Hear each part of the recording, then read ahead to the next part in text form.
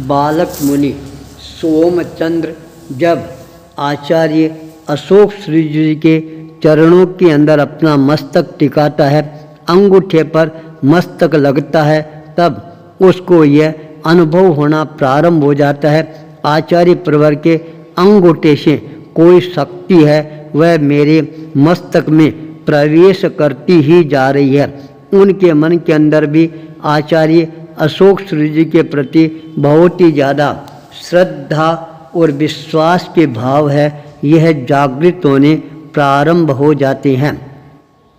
आचार्य प्रवर अशोक श्री जी का जब वरदहस्त उसके मस्तक पर आता है, मन के अंदर बहुत ही ज़्यादा शांति की अनुभूति कराने वाला बन जाता है।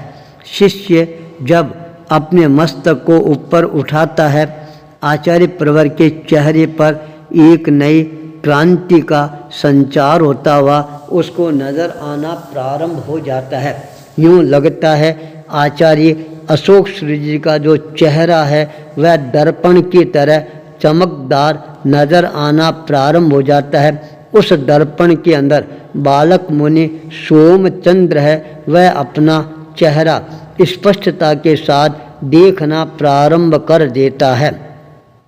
बालक मुनि को यह अनुभव होना प्रारंभ हो जाता है, वास्तव के अंदर ही आचार्य प्रवर अशोक सुरेश्वर जी है वो मेरे गुरु बनने के लायक है। यदि मैंने इनकी चरण शरण स्वीकार कर ली है तो अशोक वृक्ष की तरह मेरे जीवन के अंदर कभी भी शोक है वह आ ही नहीं सकेगा। मेरा जीवन है वह हमेशा ही अशोक वृक्ष की तरह सबको शीतलता प्रदान करने वाला बन सकता है। अपने दीक्षा गुरु और शिक्षा गुरु पर बालक मुनि का ध्यान केंद्रित होना प्रारंभ हो जाता है। दोनों ने बालक मुनि को संबोधित करते हुए कहा, देख आज से हम तुम्हारे को आचार्य प्रवर अशोक सुरेश्वर जी के चरणों के अंदर समर्पित करना चाहते हैं। यह निवेदन करने के लिए आए हैं, तेरे को बड़ी दीक्षा प्रदान करके शिक्षा अमृत से और तरोताज़ा बनाना प्रारंभ करवाएं। क्या अशोक सुरेश्वर जी के पास के अंदर बड़ी दीक्षा ग्रहण करके तुम अपने आप के विकास को पथ को प्रशस्त करता हुआ महसूस कर रहा है क्या? यह बात सुनते ही सोमचंद्र ने मुस्कुराते हुए कहा, गुरुदेव आप जो भी निर्णय करवाते हैं वह निर्णय मेरे लिए विकासकारी निर्णय होता है। आचार्य प्रवर मेरे को अपनी चरण शरण प्रदान करवाते हैं तो मैं आपको विश्वास प्रदान करवाना चाहता हूँ। आचार्य प्रवर के हर आज्ञा इंगित और आकार का मैं तहे दिल से पालन करने का प्रयास करूँगा। जीवन के अंदर विनम्रता के साथ हर बात को स्वीकार करने का प्रयास करूँगा। मैं अपनी तरफ से अपने बड़ी दीक्षा प्रदाता गुरु को कभी भी रुष्ट नहीं होने दूंगा। उनके लिए अपने जीवन को मैं समर्पित करने के लिए हमेशा तैयार रहूँगा। बालक मुनि के मुखारबिंद से इस तरह की भावनाओं का उजागर होना आचार्य अशोक सुरेश्वर जी को और ज़्यादा अपनी ओर आकर्षित करने वाला बनता जा रहा था। आचार्य प्रवर के चेहरे पर जब मुस्कुराहट तेरनी प्रारंभ हो जाती है, तब उपाध्याय प्रवर और शिक्षा गुरु दोनों के मन के अंदर ये विश्वास जागृत होना प्रारंभ हो जाता है। आचार्य प्रवर हमारी बात को अवश्य ही आदर और सम्मान प्रदान करते हुए स्वीकार करवाने की अनुकंपा करवाएंगे। दोनों ने फिर एक बार अपनी तरफ से निवेदन प्रस्तुत किया। आचार्य प्रवर ने भी गंभीरता के साथ चिंतन करने के पश्चात अपने ज्योतिष ज्ञान के आधार पर उस बालक के शुभ लक्षणों को देखना प्रारंभ कर देते हैं।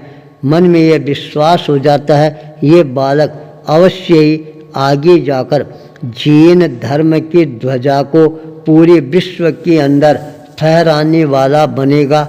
यदि मैंने इसको बड़ी दीक्षा प्रदान कर दी है तो मेरा नाम भी अपने आप ही यह सारे संसार में प्रतिष्ठित करने वाला बन जाएगा। आचार्य प्रवर, उपाध्याय प्रवर और शिक्षा गुरु के निवेदन को अस्वीकार नहीं कर पाते हैं। शुभ मुहूर्त देखकर और यह उद्घोषणा भी करवा देते हैं, विजय मुहूर्त के अंदर इस बालक को बड़ी दीक्षा है वह प्रदान की जाएगी। आचार्य प्रवर के मुखारबिंद से इस उद्घोषणा को सुनते ही पूरे जैन संघ के अंदर एक नई हलचल पैदा होने प्रारंभ हो जाती है। पाटन शहर के अंदर बड़ी दीक्षा का उत्सव है, महोत्सव है, ये मनाने की तैयारियां होनी प्रारंभ हो जाती है। श्रावक समाज में भी एक नई चेतना का संचार होना प्रारंभ हो जाता है। चारों तरफ संवाद प्रसारित करने में भी संघ है वह कोई प्रकार की देरी नहीं लगाता है। आचार्य प्रवर अशोक सुरेश्वर जी महाराज साहिब मुनि बालक सोमचंद्र को बड़ी दीक्षा प्रदान करवाएंगे। इसलिए उस बड़ी दीक्षा को देखने के लिए सभी संघ हैं हमारे पाटन शहर के उपाश्रय में अवश्य ही पधारने की अनुकंपा करवाएं। इस तरह से पाटन शहर ने वहाँ के सभी प्रतिष्ठित संघ थे उनको यह संवाद प्रेषित करवा देते हैं। पाटन शहर में बड़ी दीक्षा का महान आयोजन परिसंपन्न होगा। इस तरह के विचार चारों तरफ अपने आप ही फैलने प्रारंभ हो जाते हैं। लोगों के मन के अंदर भी उत्साह का भाव जागृत होना प्रारंभ हो जाता है। जिस दिन बड़ी दीक्षा समारोह का आयोजन होने वाला था, पाटन शहर के श्रावक समाज ने पूरी अपनी नगरी को एक तरह से दुल्हन की तरह सजाकर तैयार कर दिया था। बाहर से आने वाले साधार्मिक भाइयों का आदर सम्मान करने के लिए जब बाहर से संघ के संघ है आने प्रारंभ हो जाते हैं पाटन नगरी की, इस तरह से सजावट को देखकर वो और भी ज़्यादा प्रसन्न चित्त बन जाते हैं। जब आचार्य प्रवर अशोक सागर सुरेश्वर जी विजय मुहूर्त के समय पट्ट पर विराजमान हो जाते हैं, सामने उपाध्याय प्रवर, दीक्षा शिक्षा गुरु, सर्वदेव गणेश सहित सारा शिष्य समुदाय है वह अपने आप ही अपने अपने स्थान पर अवस्थित हो जाता है। सामने साध्वी परिवार बहुत बड़ी संख्या में विराजमान हो जाता है। श्रावक और श्राविकाओं का आने का सिलसिला जो प्रारंभ होता है वह रुकने का नाम ही नहीं लेता है। मुनि सोमचंद्र के मन में आज बड़ी प्रसन्नता उमड़ कर आ रही थी। मेरे को बड़ी दीक्षा लेकर और ज़्यादा संयम के अंदर विकास की ओर अग्रसर होने का अवसर है वह प्राप्त हो रहा है।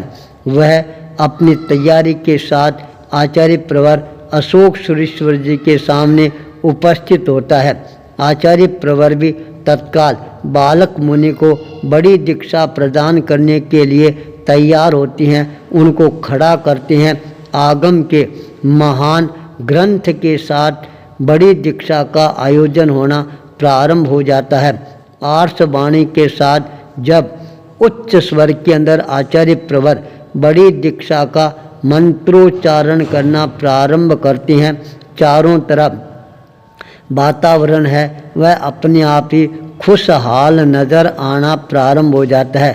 5 महाव्रत और छठे रात्रि भोजन आदि अनेकों व्रतों को जब धारण करवाया जाता है उस समय का वातावरण है वह अपने आप ही त्यागमय होता हुआ नजर आना प्रारंभ हो जाता है। बड़ी दीक्षा के साथ जनता है अपने जीवन के अंदर कोई न कोई नया संकल्प करके बालक मुनि का वर्धापन करना प्रारंभ कर देते हैं। देखते देखते बालक मुनि सोमचंद्र की बड़ी दीक्षा है वह परिसंपन्न हो जाती है। अब प्रगति के द्वार है वह और ज़्यादा तेजी के साथ के अंदर उद्घाटित होने प्रारंभ हो जाते हैं। आचार्य भूपेंद्र।